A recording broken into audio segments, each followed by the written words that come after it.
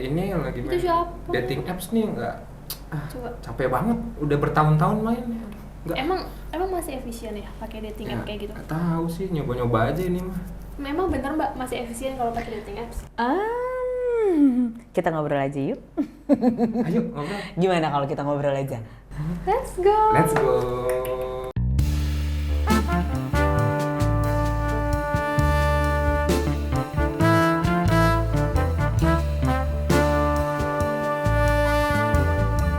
Halo teman-teman The Chapter semuanya, kembali lagi bersama aku Pak Tirto dan Diajeng. nah ini udah pink-pink ya. Iya, Ini aku spesial. pink banget. Kamu kurang pink, dalamnya doang yang Ini kurang pink. bagus kalau langsung. Ini spesial Valentine ya. Berarti 2 hari lagi ya kita. Bener, kita akan bahas tentang cinta-cintaan, tapi ini ngomongin soal pekerjaan. Oh, kayaknya menarik nih Ya, pekerjaan yang mau kita bahas hari ini. Iya, kita udah kedatangan narasumber Mbak Zola Yohana. Terima kasih atas Yeay. waktunya. Ini pekerjaan Mbak yang Yola sangat ini betul. Karena kalau tahu pekerjaannya menarik sih. Aku jadi kayak pengen tahu nih gimana sih awalnya bisa terjun sebagai certified global matchmaker wah, gitu. apa tuh? Apa? Ini Tahu aku baru nggak denger. matchmaker itu apa? Pembuat korek api bukan? Oh, bukan ya teman-teman ya. Jadi Nah, kalau bisa dibilang mungkin kalau menurutku matchmaker itu kayak mak comblang gitu nggak sih Mbak Yola? Istilahnya adalah mak comblang. itu Tapi bisa. mak comblangnya Dibayar. certified ya. profesional Ya. itu dia. Ya, Itu gimana tuh Mbak Zola, bisa diceritain? Jadi profesi as a matchmaker itu kalau misalnya mau cerita gitu ya. Profesi as a matchmaker itu adalah profesi tertua di dunia Oke. selain prostitusi. Oke. Prostitusi Oke. yang pertama. Iya. Jadi dari zaman dulunya tuh udah ada sebenarnya profesi as a matchmaker. Tapi kan itu nggak dilihat as a profesi. Tapi lebih ke Iya, menyomblangkan. Beberapa Betul. culture di negara lain itu kayak China, Yunani itu udah terbiasa lah dengan matching dan segala macam. Jadi connecting single people sesuai dengan mereka punya values. Iya. Compatible nggak? Jadi saya itu mematchkan based on compatibility, personality to personality, and values to values. Oke. Gitu. Dan dilihat untuk long termnya itu gimana. Jadi bukan dating apps. Oke. Enggak asal-asalan gitu ya? Bukan. Kalau dating apps kan masukin profile, Iya. swipe left or right, jadi kayak shopping kan. Aduh enggak deh, iya deh, aduh enggak deh, ayo enggak deh. Betul, Gitu. betul. Kalau ini enggak, I have to sit with you at least for 1 hour to get to know more about you, your personality, your love life-nya dulu gimana historiknya. Yang mau dicari itu seperti apa. Semuanya, I'm going deeper to your personality. Ini kayak jadinya Mbak Zola tuh seolah-olah kayak psikolog. Iya, enggak mungkin sih? bisa harus tahu Untuk orang iya, juga karena ya. untuk menyelami karakteristiknya orang gitu Iya, kan. behaviornya Iya. gimana. Tapi Karena ini kalau awal- zaman dulu kan kita misalkan kalau ada temen ya minta dikenalin sama temen gitu, aku pernah kenalin temanku sama temanku misalkan yang lawan jenis, itu kan sebatas itu gitu kan, kayak as a cupid Cuma aja kenalin gitu. aja. Iya. Cupid kan. Dan kalau ini ternyata, harus tahu karakternya juga, Iya, ngobrol iya, dulu iya. ya sampai 1 jam Iya. gitu kan. Karena kita nggak peduli sih, maksudnya mereka mau berlanjut atau enggak, itu terserah gitu kan.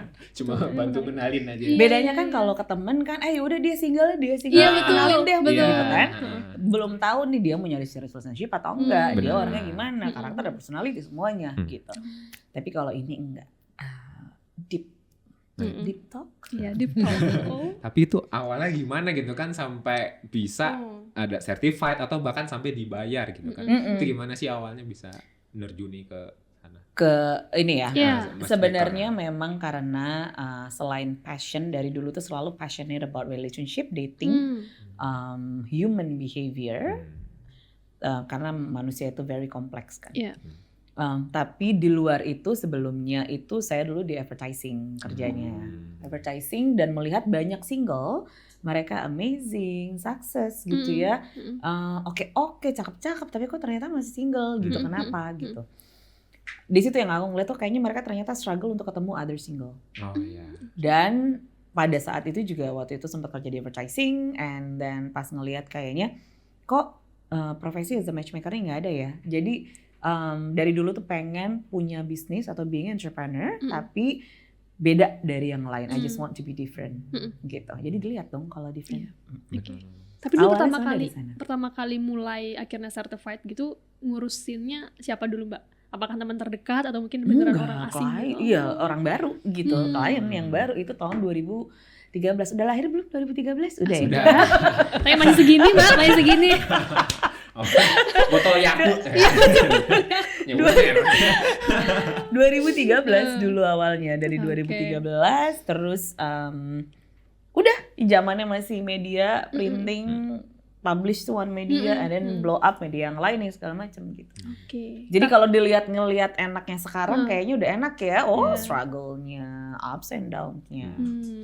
Tapi setelah menekuni matchmaker gitu, ada kayak sekolah mungkin psikolog yang berhubungan gitu, ada belajar lagi nggak sih? Aku untuk memang mendalami? Memang suka dengan human behavior kan. Itu satu. Terus udah gitu belajar psikologi itu udah pasti. Kalau di Matchmaking Institute itu belajar tentang how to set up the business in the matchmaking. Gitu. Anything related to love industry. Personal kan soalnya. Itu sampai dapat sertifikat, itu yang nilai siapa? Iya benar-benar. Iya kan? Ada guru banget gitu ya. Enggak. Gitu tuh dia ada dua, ada online dan ada offline gitu pada waktu itu. Jadi ya memang kita juga ada tesnya, belajar tentang setup matchmaking itu gimana semuanya lah gitu. Dan memang ada mentornya, ada ininya. Gitu. Ngomong-ngomong ini, kau mau pakai jasanya Mbak Zola? Wah, boleh. Kebetulan lagi jomblo. Iya nih. Udah berapa lama single katanya? Udah 2 tahun. Itu biayanya berapa Mbak? Kalau boleh Ya tahu. itu tuh mungkin ada yang mau juga kan. Iya, di teman-teman penasaran. Diam-diam nanti di belakang. Bisa. So it's actually start dari $3,700. Tergantung membershipnya yang mana. Ada yang 6 bulan dan ada yang 1 tahun. Oke. 6 bulan itu 6 bulan dan 1 tahun. Global ya? Nggak cuma di Indonesia karena aku ada afiliasi one of the member Matchmaker Global gitu. Matchmaker Alliance. Itu lama juga ya sampai sebulan 6 bulan sampai setahun. 6 bulan sampai setahun. Ada yang 6 bulan, ada yang setahun tergantung matchnya. Itu berarti nanti gimana sih prosesnya? Jadi prosesnya mereka akan ketemu sama aku dulu. Udah memang jadi screeningnya itu ada 2. Jadi untuk masuk ke aku itu nggak semuanya aku ambil jadi klien. Jadi ada screening. First screening mereka ke website terus udah gitu cek kalau misalnya tim aku akan kontak berarti lulus screening pertama. Jadi nggak semuanya memang dikontak. Makanya kadang-kadang ada yang tiba-tiba kok saya belum dipanggil gitu ya. Mungkin nggak selalu belum memenuhi kriteria kali gitu. Terus ada gitu. Jadi lebih ke kemudian nanti mereka join member. Dari member itu dilihat selama 6 bulan atau 1 tahun. Berapa matchnya yang akan di-matchingin dalam waktu 6 bulan dan 1 tahun. Gitu. Apakah mau relocation? Jadi aku tinggal share. Mau relocation ya jadinya tinggal aku cek apakah ada match di luar sana atau enggak. Gitu nggak cuma di Indonesia. Kan we can find love everywhere. Betul. Kalau Gitu. secara detail nih, kan aku juga sebagai user make dating apps udah mungkin bisa 7 tahun mungkin ya. Lama ya? Jadi apa yang Anda dapat dari dating apps? Ada. Dapat ini aja sih, banyak kenalan aja. Itu apa sih perbedaannya gitu dari matchmaker sama dating apps kayak gitu? Gini, perbedaannya antara dating apps offline dan online. Oke? Kalau online kan kamu masukin profile, kamu tulis semuanya segala macam gitu ya, foto. Bisa fotonya bisa foto kamu kalau dimasukin ke profilnya kamu gitu ya. Atau ngambil fotonya siapa, bisa yang di belakangnya ternyata anak kecil mungkin gitu ya. Kita nggak bisa kontrol in terms of safety. Tapi kalau with the matchmaker, jadi ada screening, background check. Kalau memang dia single mana? Single. Kalau memang dia divorce papernya mana? Gitu. Jadi background checknya itu ada. Kalau dating apps kan nggak ada ya. Jadi kita beneran nggak tahu sebenarnya di belakangnya itu tuh mereka fake profile, ask for money kah, for sex only, apa gimana gitu. Scammers, ya kan. Tapi kalau matchmaker definitely sudah dicek profilnya dan memang hanya orang-orang mencari serious relationship. Makanya di aku itu very strict banget. Jadi I choose who I want to work with. Sejauh ini berarti udah menyatukan berapa pasang Mbak? Hundreds of couple. Wow. Banyak ya.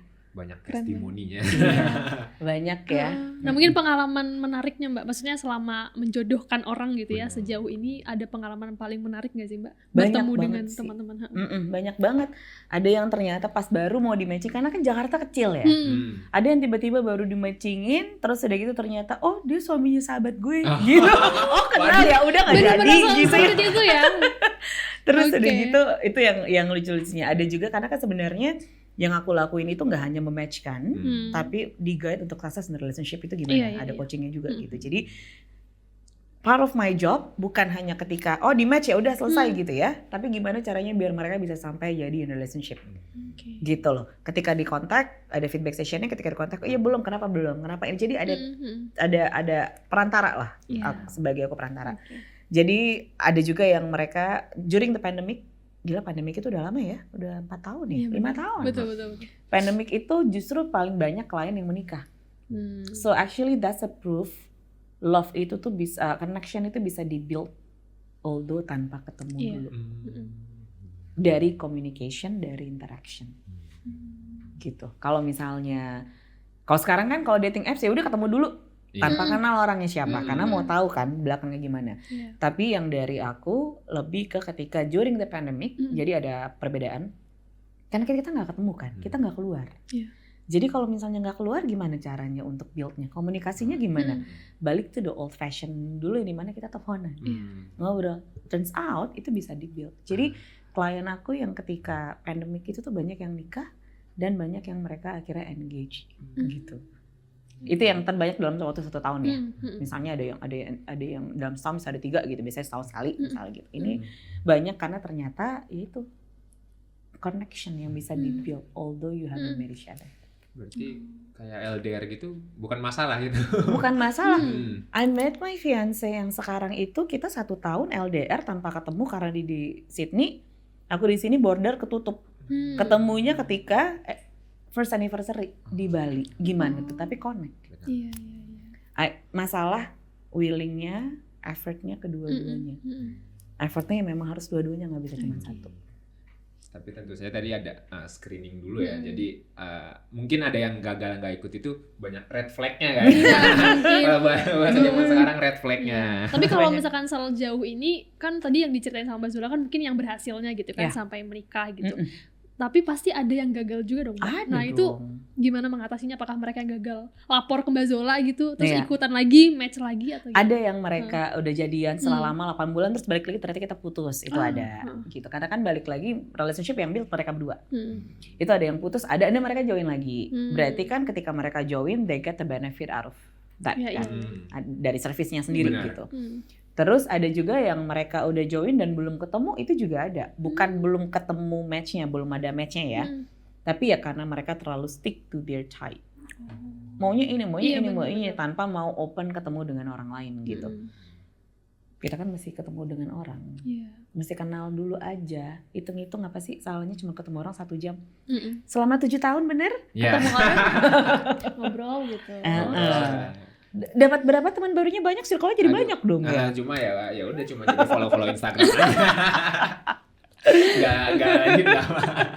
Ya, tapi seru sih apa namanya saling kontakan gitu, saling kenal sama orang. Orang baru kan, mereka punya teman bisa jadi ternyata dikenalin lagi. Gue punya kenal nih sama ini. Kayak lebih cocok sama lo deh. Itu kan juga bisa. Walaupun ujung-ujungnya enggak jadi. Karena enggak apa-apa.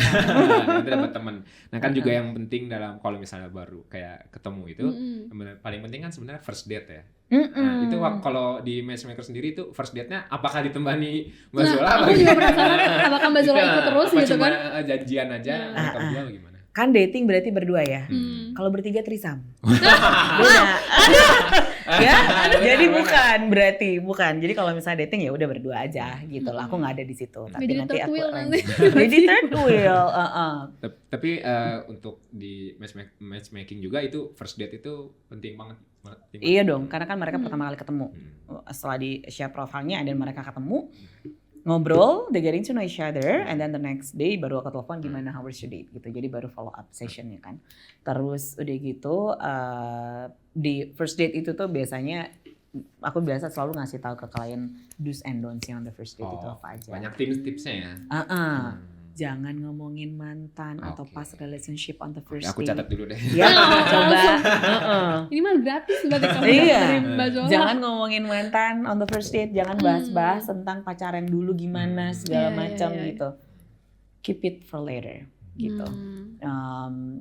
Intinya lebih ke sana, jangan ngomongin tentang mantan, lebih banyak ngobrol, two-way communication, getting to know each other as a person. Kalau itu dari apa nyebutnya klien berarti apa? Klien Itu ada ini nggak sih Mas saya tapi ada nggak mau dibahas ini gitu-gitu. Ada juga nggak dari dia kayak ngasih permintaan gitu. Misalnya aku nggak mau bahas tentang keluarga kayak gitu-gitu. Iya, biasanya tuh bukan dari mereka sih. Biasanya aku yang mention gitu, aku yang ngasih tahu gitu. Kalau first date jangan terlalu banyak ngebahasin keluarga ya. Lebih banyak you as a personnya aja karena it's first date is a light conversation.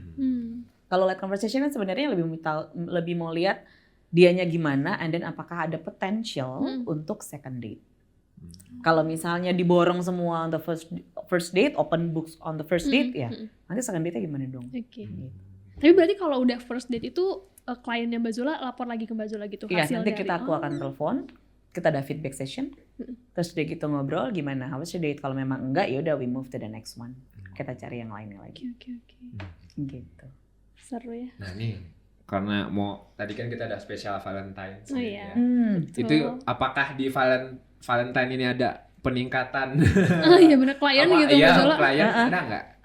Enggak. Kalau dari dulu sih during the Valentine's Day itu tuh nggak ada peningkatan, sama aja sih. Sama aja. Maksudnya gitu. Jadi kayak ada momen-momen yang memang lagi rame gitu ya, lagi lebih banyak gitu. Ada yang ini cuman Valentine's itu banyak yang ngajakin event, lebih ke event. Gitu, karena kan itu lebih karena mereka melihat Valentine's Day just one day, it's only one day on 14th February. Iya, jadi mungkin mereka ngeliatnya ya udahlah, I can just celebrate with my friends mungkin, gitu.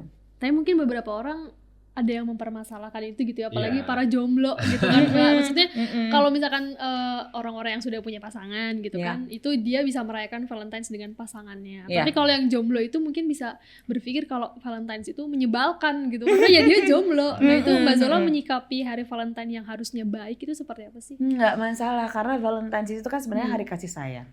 Itu bisa dipakai untuk gimana caranya kita bisa lebih sayang ke diri sendiri loh. Iya kan? Instead of misalnya dating someone else, why don't you date yourself? Kalau belum pernah dating dengan diri sendiri, keluar makan enak loh, keluar makan sendiri, nikmatin makan sendiri gitu, enjoy yourself. Yes, itu beda feelingnya ketika kita sama siapa. Jadinya kita lebih banyak melihat diri kita lebih kita mungkin bisa ngobrol sama diri kita sendiri, jadi bisa reevaluate lagi diri kita gimana, maunya apa gitu, what are you looking for in a relationship gitu. Jadi bisa dilihat dari sisi itu juga. Atau mungkin you can celebrate with someone you love, which is your parents. Bisa sama orang tua, bisa sama teman-teman mungkin. Kalau nggak mau pun juga nggak apa-apa, kan nggak harus celebrate. Gitu. Nah ini Mbak Zola ada yang pernah ini nggak sih, kayak mungkin takutnya di matchmaker ini agak dianggap memanipulasi gitu kan, jadi kayak dipaksa untuk dijodoh-jodohin. Ada nggak sih yang kayak orangnya kayak gitu? Dipaksa. Jadi seolah-olah kayak ini kok orangnya kayak gini-gini. Iya. Agar bisa berjodoh. Gitu. Oh gitu, nggak ada sih, nggak ada. Karena gini, when they come to me, berarti kan dia punya struggle untuk ketemu single yang lain gitu. Lah kalau misalnya udah ketemu sama aku, lu strugglein diri juga gitu ya. Buat apa ya? That's your problem berarti. Udah siap jatuh cinta lah ya. Iya betul. Gitu. Mungkin itu kalau ketemu Mbak Zola udah jalan terakhir tuh. Benar. Udah desperate banget gak ketemu. Ini yang salah. Orang suka salah nih. Dating apps berarti hopeless dibilang, oke? Matchmaker berarti desperate, misalnya gitu. Atau nanya ke temen berarti desperate lah, misalnya gitu, anything. Itu sebenarnya salah. Kalau memang ada jalan yang memudahkan untuk hidup kita, kenapa ngambil jalan yang ribet? Kalau memang ada jalan yang lebih gampang. Satu, dating apps, cuman hanya hati-hati aja. Jadi dating apps itu bukan berarti kalian hopeless. Ke matchmaker bukan berarti last resort, karena memang udah nggak ada yang lain lagi gitu ya. Terus desperate gitu ya jadinya ke matchmaker. Bukan, sebenarnya ya memang I have money, I'm successful misalnya gitu ya. Terus udah gitu I know what I want misalnya. Tapi ya gue nggak keluar, gue sibuk. Gue nggak punya waktu gitu. Jadi ya udah, that's why I hire a matchmaker. I still can do my activities segala macam. I will do the rest gitu. Jadi desperate itu justru when you lower your standard to fit other people for the sake of relationship. That sounds desperate. Kalau misalnya ternyata kita ke dating apps atau kemana, sekarang orang pakai Instagram juga untuk nyari pasangan gitu loh. LinkedIn juga ada tuh, mereka pakai LinkedIn gitu untuk nyari pasangan. Di X atau di Twitter juga ada tuh ya, suka ada cari jodoh juga. Bener-bener. Sampai kriterianya apa yang bukan perokok tuh sampai ada. Masa? Ada. Itu kayak CV gitu. Iya, macam-macam kan. Jadi ya mereka akan cari jalan karena that's their way gitu. Orang lain mungkin works, mungkin buat orang lain enggak, karena kan enggak semua orang lucky in love ya. Ada yang mereka tiba-tiba traveling ketemu jadi. Lagi nunggu pesawat ngantri jadi. Aku punya temen tuh yang gitu. Tapi ada yang memang mereka enggak selaki orang-orang itu, ketemu dengan in traditional way, which is you know, human interaction. Nah, ya udah jadinya ya mereka either dating apps atau matchmaker gitu, atau tanya ke temen, nggak apa-apa, it's okay. Sama halnya kayak kita misalnya mau kurus atau mau lebih healthy, personal coach kan, ada personal trainer. Financial bermasalah sama financial, ya udahlah, I need financial coach lah gitu, sama aja. Butuh nyari rumah, ya udah daripada ribet nyari rumah sendiri, mending pakai agent properti, dia yang nyariin istilahnya gitu. Nah ini ada mungkin ini apa masalah pribadiku ya. Curhat ya? Karena ini bisa jadi pertanyaan juga. Karena ya tadi udah berapa lama gitu kan main dating apps. Sebenarnya udah ada yang beberapa kali bahkan kayak ceweknya duluan yang confess gitu. Cuma akunya yang nggak ngerasa nyaman, bukan nggak nyaman, nggak cocok gitu. Kadang sering dibilang juga, kok nolak sih, udah ada yang ini segala macam, tapi aku ngerasa nggak cocok, gimana gitu. Apakah karena aku terlalu mencari yang namanya cinta sejati ya? True love. Namanya true love. Jadi aku pengennya yang lihat, ini aku yakin gitu. Itu tapi salah nggak sih? Sebenarnya nggak salah untuk memang menunggu apa tadi true love. Tapi menunggu aja tanpa action, tanpa ada interaction, ya nggak tahu juga dia true love atau enggak. Bener dong. Kalau aku sih waktu itu emang udah sempet action ya, maksudnya udah berapa kali ketemu gitu.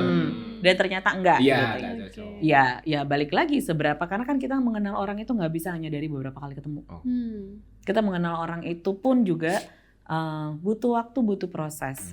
Kita punya list banyak nih, ya kan? Ketika kita punya list banyak, ingat ke diri sendiri. Kenapa gue harus ketemu dengan orang yang fulfill all of my list gitu, check all of my boxes gitu. Padahal I'm not perfect anyway gitu. Why I have to expect my partner to be perfect?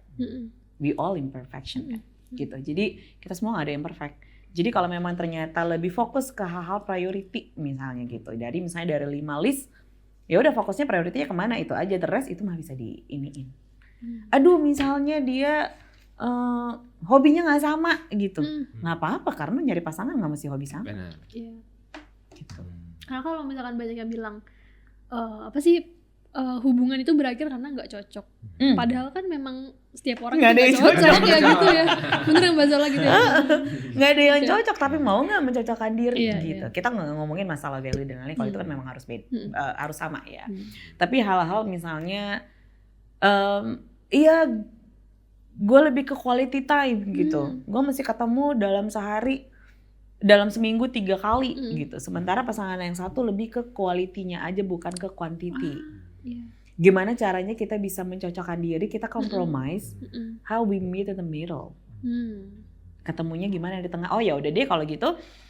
Ya udah aku nggak bisa ketemu sama kamu misalnya seminggu 3 kali. Kalau nggak 2 kali, ada 1 kali kita video call gimana?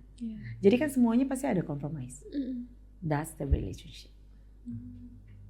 Kalau misalkan love at the first sight itu, kalau dari Mbak Zola itu sebenarnya bisa dibuktikan secara ilmiah nggak sih? Maksudnya ada penjelasannya nggak sih? Apakah kalau misalkan kadang ngelihat lawan jenis terus sesuai dengan tipe, tiba-tiba suka, terus lihat lawan jenis yang lain setipe sama yang kita ingin itu terus suka gitu, apakah itu sebenarnya ada penjelasannya nggak sih kayak gitu? Love at the first sight, it's a myth.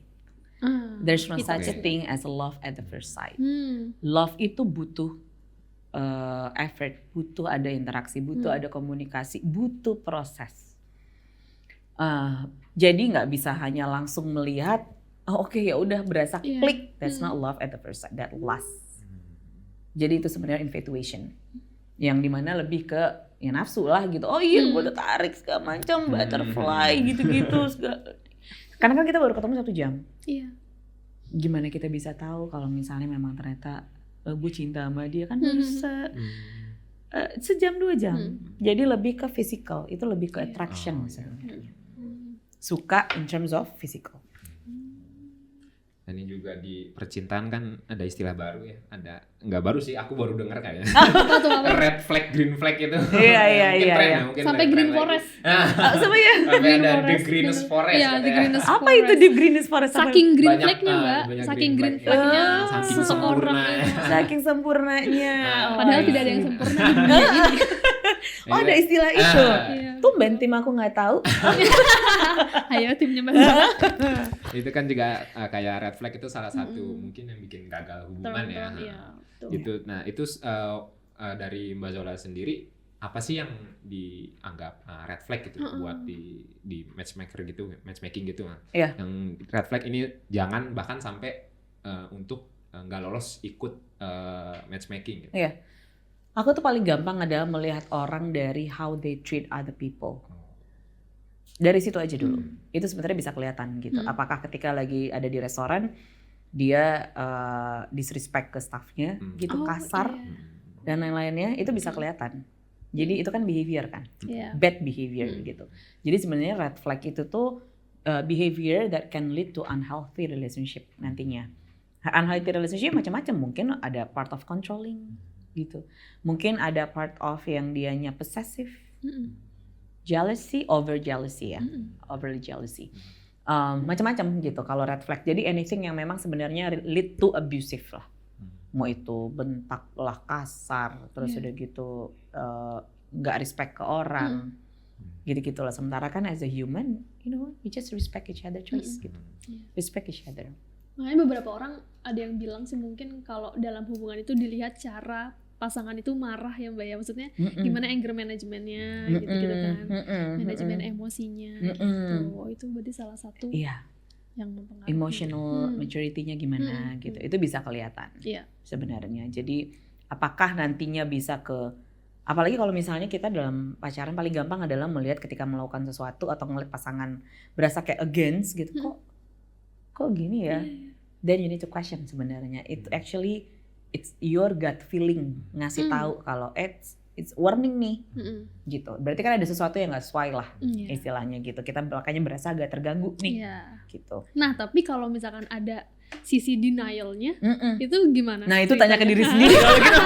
Maksudnya kalau misalkan udah ada kan signal seperti itu, kan? ya terus tiba-tiba ada yang denial tuh, maksudnya akhirnya dia ya sudah jalanin hubungan tapi akhirnya masuk ke toxic relationship gitu. Nah itu kadang denial itu sendiri juga karena temannya mungkin udah ngasih tahu, enggak lah mungkin begini, enggak lah mungkin berusaha, masih berharap, enggak begitu kan, denial gitu ya. Jadi ya delusional, padahal sebenarnya udah kasih sign. Gitu.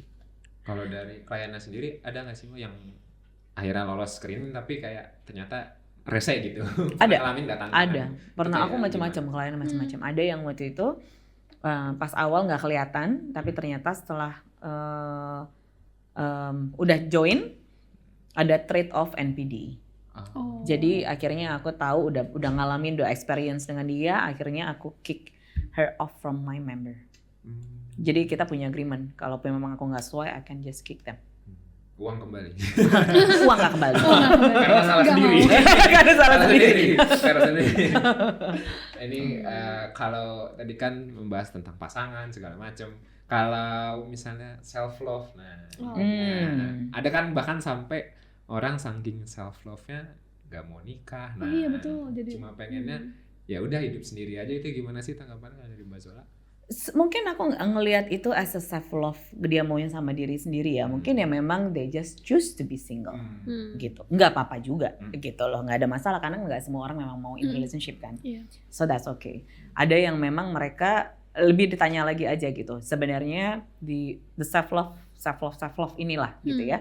Self love ini tuh kadang suka salah diartikan gitu, atau pengertiannya karena macam-macam. Self love itu kan sebenarnya kita menerima segala kekurangan kita dan kelebihan kita, and we accept that.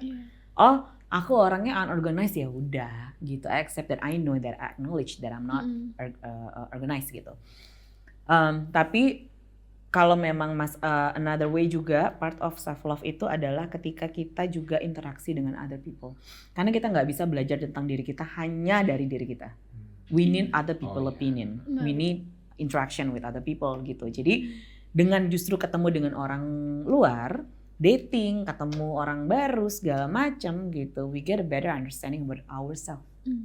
Apalagi kalau misalnya ketemu dengan orang yang tepat, dia the right one gitu. Ketika ketemu dengan the right one will help you to love yourself more.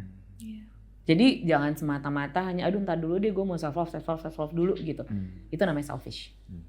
Karena cuman maunya dengan di kita sendiri tanpa mau ada interaksi dengan orang lain, karena kita butuh orang lain untuk tahu kitanya juga seperti apa. Berarti sebenarnya sah-sah aja ya kalau misalkan kita banyak punya pasangan gitu, kayak berganti-ganti pasangan, itu sebenarnya sah-sah aja ya Mbak Zula? Nggak masalah selagi memang nggak sah dalam arti kata belum komitmen ya. Dan kalaupun misalnya memang udah komitmen terus putus terus ganti lagi ya nggak apa-apa juga gitu, nggak ada salah, nggak ada benar juga gitu. Karena stigmanya masih banyak tuh yang kayak dia matanya banyak banget gitu kan, kayak ini kayaknya pasti orangnya nggak bener nih, kayak gitu-gitu loh Mbak. Maksudnya, matanya nggak banyak banget tuh maksudnya gimana? Iya kayak mantannya banyak. Oh mantan, oke. Oh kira mantan. Mantannya banyak banget nih, pasti ini kayaknya orangnya nggak bener nih, suka nggak setia lah. Iya, kadang-kadang gitu kan, enggak.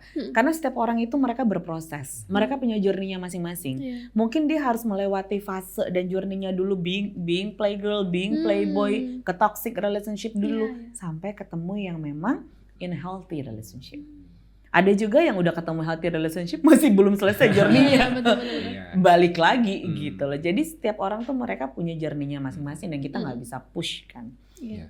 Bukan berarti mereka mantannya banyak, berarti oh dia playboy atau dia playgirl misalnya gitu. Belum tentu juga. Ya mungkin dia udah usahain, problemnya di sebelah sananya mungkin gitu.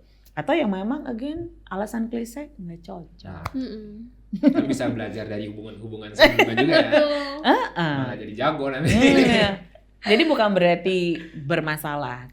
Look to yourself aja, ask yourself aja gitu. Ketika kenapa gue dari kemarin relationship nggak ini mulu, kenapa ya? Ada apa ya gitu. Sama ini begini, sama ini gimana? Ininya dia di mana ya? Gitu. Bisa jadi masalahnya di gue. Gitu. Kan kita berproses gitu. Dan jadi don't judge people hanya karena dianya memang mantannya banyak berarti lo problematik misalnya gitu. Mereka punya journey masing-masing kenapa mereka bisa banyak dengan pacarannya dengan yang itu gitu. Banyak juga yang mereka bad boy akhirnya setelah end up-nya malah udah enggak lagi gitu karena ketemu the right one. Gitu. Ini mungkin yang bikin aku penasaran sih soal mungkin Mbak Zola juga ikutin kali ya perkembangan media sosial gitu kan dengan term-term soal percintaan yang makin banyak gitu kayak green flag, red flag, terus greenest forest, terus Mary is scary gitu kan. Nah itu nanti mungkin berkaitan dengan si self love ini juga gitu ya, melihat banyaknya konten-konten di medsos yang kayak gitu. Kalau menurut Mbak Zola apakah seberpengaruh itu terhadap hubungan dan kualitas hubungan gitu? Too much information will kill you. Jadi ketika ada informasi tuh kita jadinya nggak menyaring lagi kan, kita jadinya oh yang ini iya, jadi ini oh gila yang ini ngomongnya ini, TikTok ngomongnya gini, standar TikTok itu begini gitu. Aku sampai bingung ada standar TikTok gitu. Standar TikTok ini. Nggak apa-apa kalau memang mau menyerap semua informasi, tapi dicek dulu ini yang ngomong siapa, ini benar begini nggak, do your own research gitu, jangan ditelan mentah-mentah, critical thinkingnya mesti harus ada juga kan. Jadi jangan sampai karena si A ngomongnya begini ya udah ikutin, padahal sementara mungkin bukan begitu, it's against your values mungkin gitu. Jadi balik lagi kitanya harus tahu diri kitanya itu seperti apa, yang kita mau relationship yang you desire itu seperti apa. Jadi akhirnya tahu nih, oh kalau ini kok gini ya, masa iya sih, do your own research, cek dulu gitu. Kalau enggak ya nanti semuanya standar TikTok. Ingat yang jalanin hubungan kalian ya.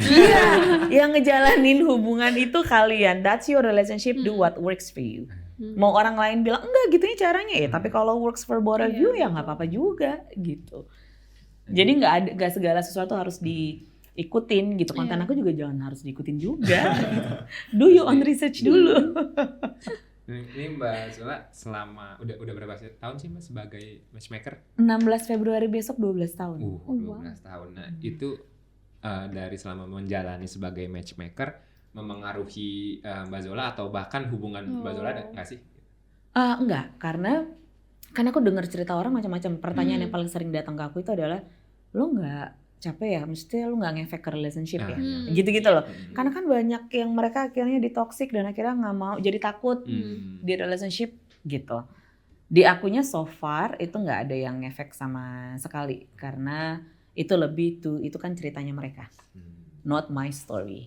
And then I know what I want in a relationship. Jadi maupun misalnya ada orang-orang yang memang mereka nggak laki dalam relationship, ya mungkin itu. Dan mereka believe dengan hal tertentu yang aku nggak believe dengan hal tertentu misalnya, contohnya. Jadi ketika kitanya tahu yang kita maunya apa, jadinya orang lain bercerita tuh nggak akan ini ngefek ke kita. Kalau di aku biasanya nggak terlalu ngefek. Gitu. Jadi cerita orang yang gimana, ambil sesuatu yang memang bagus, kalau yang nggak memang bagus nggak sesuai ya nggak usah diambil gitu. Kan kita nggak bisa mengambil semuanya kan, otak kita butuh space gitu. Ketika banyak bingung, makanya jadinya overwhelmed. Tapi dulu waktu pertama kali mungkin Mbak Zola, berarti sekarang sudah masih bertunangan atau sudah punya pasangan, udah jadi suami gitu? Belum. Pasangannya Mbak Zola? Baru masuk. nanti. Itu pertama kali bertemunya apakah dicomblangin juga atau Instagram. Oh, justru dari Instagram. Instagram, tapi dulu kita udah pernah kenal sebelumnya gitu. Cuman maksudnya reconnect lagi through Instagram. Oke. Menarik sih. Iya. Nah, ini selama menjalani tadi sebagai matchmaker, kalau dari tempat ngedate mungkin yang terbaik ini kira-kira apa Mbak Zola? Yang paling umum gitu kan Mbak Zola? Oke. Aku tanya sama kamu dulu. Biasanya kalau kamu ngedate nih, kemana? Aku biasanya kalau pengen ngobrol coffee shop, tapi kalau orangnya langsung enak aku ajak ke time zone. Activity kan? Iya. Itu it's a good way sebenarnya. Doing activity jadinya bisa ngelihat ada interaksi kan, nggak cuma duduk ngobrol gitu. Tapi kalau kita ngomongin first date, nggak ada, again balik lagi nggak ada salah atau benernya. Do what works for you aja gitu. But please, coffee itu bukan untuk dating. Coffee itu untuk meeting. Oke. Jadi ya, kalau memang misalnya, karena gini, kadang orang biasanya coffee itu tempat yang memang berpikir kalau yaudah deh, kalau enggak gue langsung kabur gitu. Kalau nggak enak, ya udahlah langsung cabut gitu kan ya. Padahal kan sebenarnya you have to put effort and invest on your time to get to know someone gitu. Jangan nih coffee shop juga. Coffee shop itu sebenarnya untuk meeting, bukan untuk dating. Orang kebanyakan coffee shop paling gampang kan. Iya. Karena itu harus ada effortnya dong. Kalau memang ya kita nggak ngomongin fancy restoran, ya kita ngomongin nice restoran aja, enak duduk gitu, ngobrol gitu. Fokusnya kan sebenarnya bukan ke makanan kan, fokusnya lebih ke ngobrol. Gitu. So coffee shop bukan for dating, it's for meeting. Lain kali jangan ngajak kopi. Coba diganti approach-nya gitu. Benar. Time zone itu oke, activity. Yeah. Jadi bawa activity. Kalau misalnya memang ternyata udah coba untuk ngobrol, do a lot of activity, misalnya either time zone atau apa, go-kart lah, atau main apa, ada painting, ada macam-macam kan. Activity sekarang banyak. Pakai activity itu juga bisa ngelihat sebenarnya dia itu orangnya seperti apa ketika ada activity. Karena ada obrolan yang lain kan. Itu juga bisa. Aku nggak nyaranin first date itu nonton karena nggak ngobrol. Itu aku juga nggak pernah. Iya. Nggak pernah nggak ngobrol. Second date juga kalau misalnya udah sering-sering ya udah nggak apa-apa nonton. Karena kan soalnya nonton itu ya kita nggak ngobrol, kita fokusnya sendiri gitu. Hindarin hindarin nonton untuk first date, watching movies, ke sinema, ke bioskop. Karena ya nggak ngobrol, terus nanti pulang bye gitu. Itu lebih nggak mesti harus fancy restoran, tapi palingnya ke restoran dan hindarin coffee shop sama nonton. Kalau bisa ada activity, that will be good. Jadi bisa ada activity. Iya. Oke, tapi mungkin itu berlaku di awal-awal ya, hubungan maksudnya masih anget gitu kan hubungannya, terus masih yang kayak menggebu-gebu gitu loh. Nah mungkin kalau misalkan udah yang hubungannya udah lama nih Mbak Zola, kayak udah 5 tahun, 6 tahun gitu kan, bahkan nggak diajak-ajak nikah gitu kan, itu menghidupkan terus api asmaranya tuh kayak gimana sih kalau dari Mbak Zola? Yang paling susah itu kan maintain relationship ya. Itu yang paling susah, dan maintain relationship tuh orang selalu berpikir dari big gesture lah. Dari sesuatu yang gede harus ngasih apa, harus apa. Padahal sebenarnya mulai dari small little thing, dari ritual-ritual yang kita build on a daily basis. Contoh misalnya, kalau misalnya pacaran morning text gitu ya, itu kan sebenarnya it reminds you that actually, hey, I'm thinking of you. Betul. Gitu. To say good morning means I'm thinking of you. Itu kan berarti sebenarnya greeting kan, part of a greeting juga. Kalau memang kalau yang memang mereka menikah ya mereka tinggal say good morning, sayang atau apa. Kalau yang memang belum menikah kan bisa, greeting, text good morning gitu. Itu salah satu contohnya. Terus udah gitu dating. Kalau yang mereka udah lama karena kan mereka nggak dating, gitu ya. Date your partner.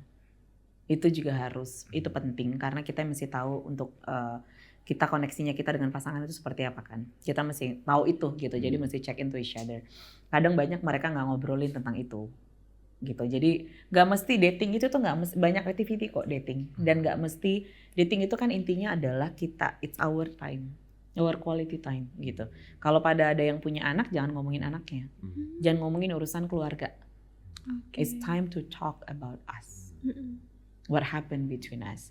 Kamu kenapa kemarin 3 hari nggak makan di rumah, ada apa? Kamu kemana misalnya gitu. Hal-hal yang gitu-gitu lah. Atau yang so far ketika kamu masih ada yang mau di unpack nggak gitu loh. Ada yang kamu masih kesel nggak? Ada yang mau diobrolin nggak? Ada nggak minggu lalu yang aku bikin kesel misalnya? Atau is there any need that I haven't fulfilled yet?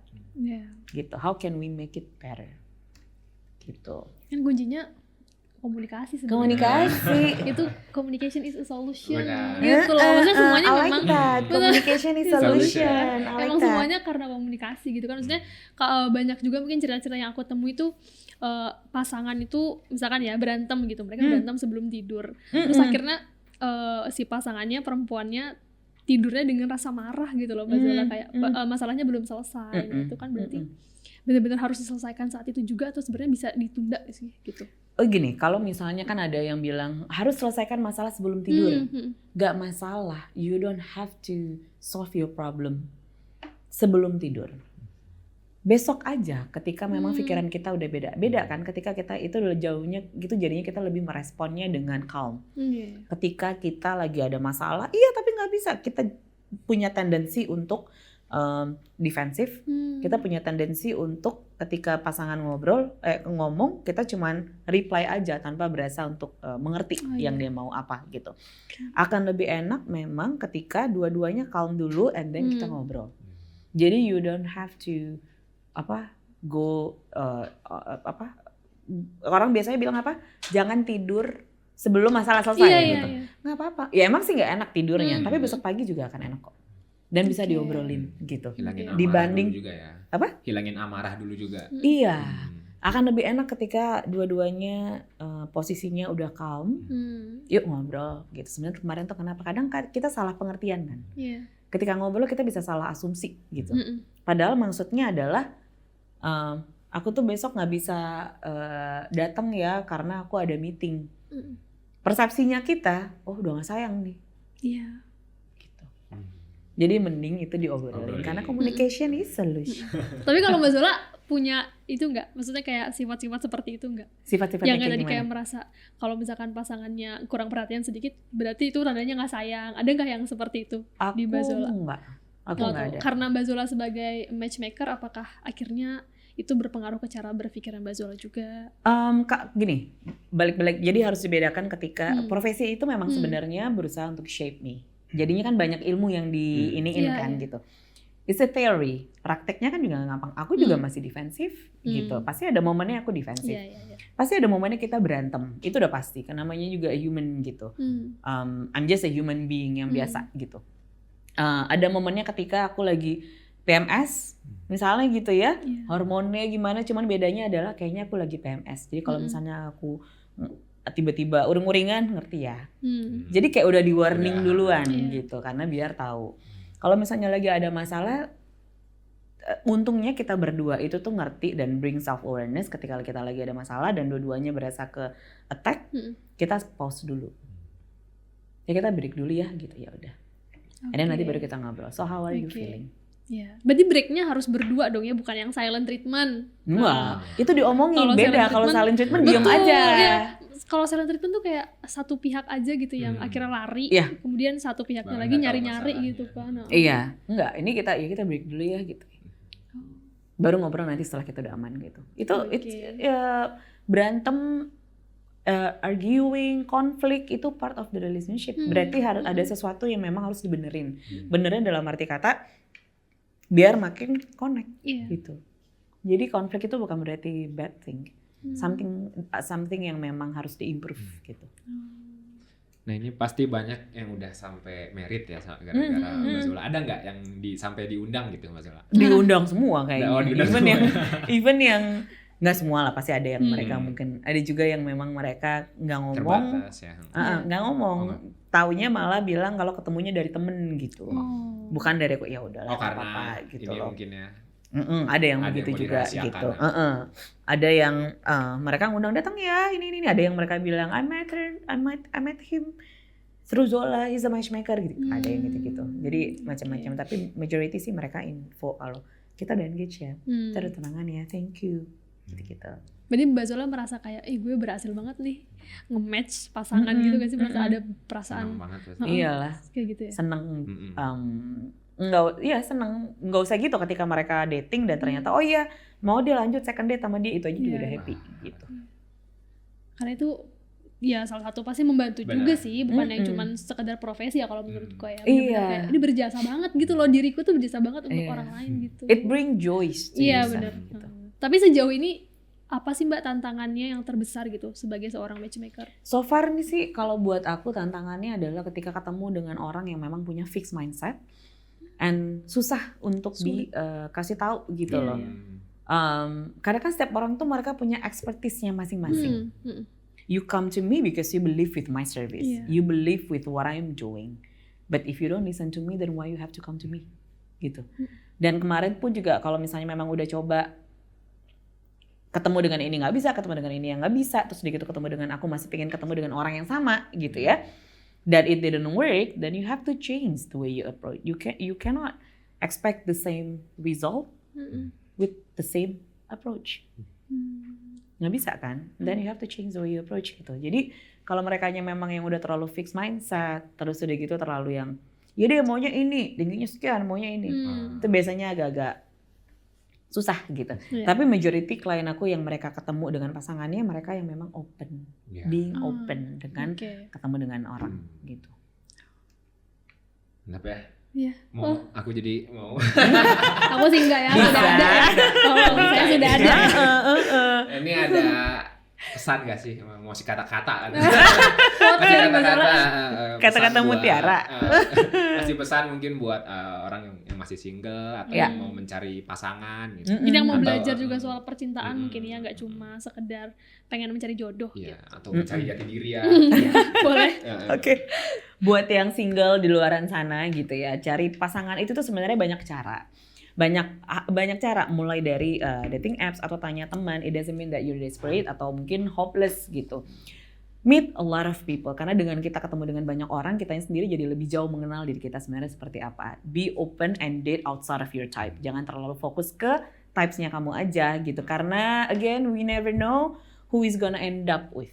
Kita pengennya ketemu dengan yang sama tipenya kita gitu ya, tapi ternyata turns out banyak yang mereka justru end up dengan bukan tipenya mereka, mereka long lasting. Terus buat yang berpasangan juga jangan lupa coba date your partner gitu ya.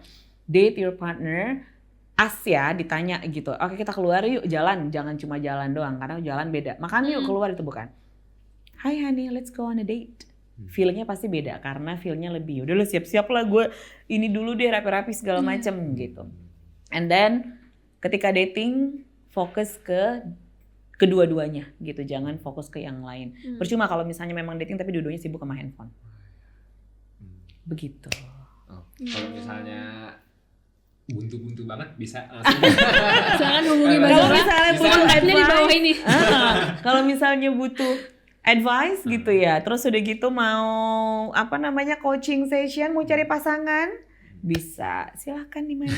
Tolong dikasih ya, tolong dikasih editor. Silakan nanti ditambah ya. Berarti ini as a person atau ada perusahaannya gitu-gitu? Yeah, it's a business, my own business. Oke. Gitu. It's a happiness business. Udah ancang-ancang ya? Siapkan uangmu. Iya, tolong. bisa ya. Oke, mungkin terakhir Mbak Zola, menuju Valentine gitu ya. Mendeskripsikan kata cinta dong dari seorang Mbak Zola itu seperti apa sih? Cinta itu banyak, cinta itu tuh banyak banget artinya gitu ya, macam-macam. Cinta itu kan feeling. Buat aku cinta itu, love itu is not only a feeling but also action. Jadi kayak kata kerja. Jadi nggak bisa hanya rely on to feeling, but you have to have action to show that you love someone. That's love. Mantap. Ya udah nih ya, udah hampir sejam ya. Iya, ini Mbak Zolanya sibuk nih mau Iya, mau meeting lagi. Terima kasih nih Mbak Zola atas waktunya, semoga lancar juga, klien-kliennya bahagia. Amin, thank you. Terima kasih juga buat para penonton di chapter yang udah nonton sampai habis. Jangan lupa like, komen, dan subscribe. Dadah. Sampai jumpa. Bye. Terima